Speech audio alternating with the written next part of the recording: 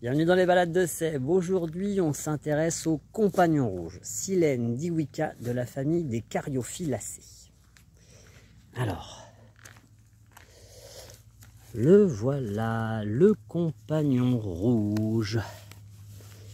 Voilà, on le distingue assez facilement quand même grâce à sa fleur rose et son petit calice velu qu'on va appeler capsule.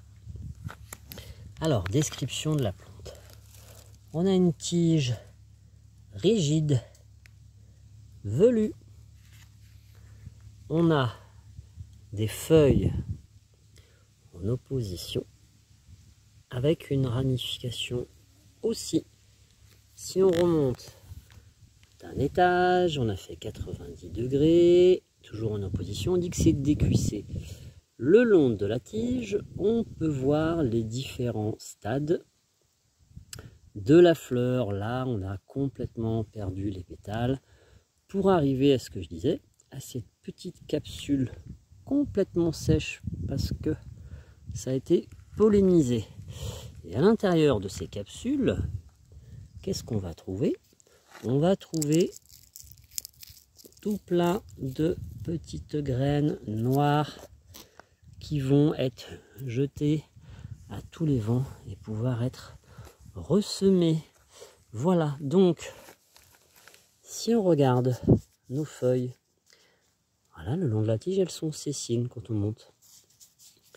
Elles sont duveteuses, elles sont ovales. Elle se termine en pointe, lancéolée. Mais par contre, si on se dirige en bas, on voit que les feuilles ont un pétiole.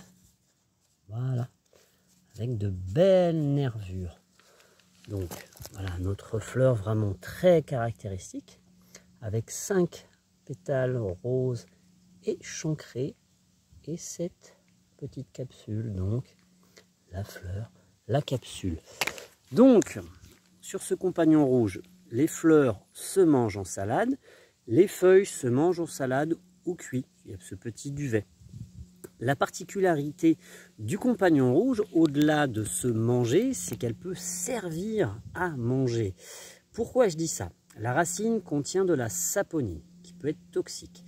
Donc du coup, certaines tribus s'en servaient en les mettant dans l'eau, en piégeant les poissons, c'est-à-dire que ça arrivait à pas les tuer, hein, à les endormir, et on arrivait à récolter du poisson.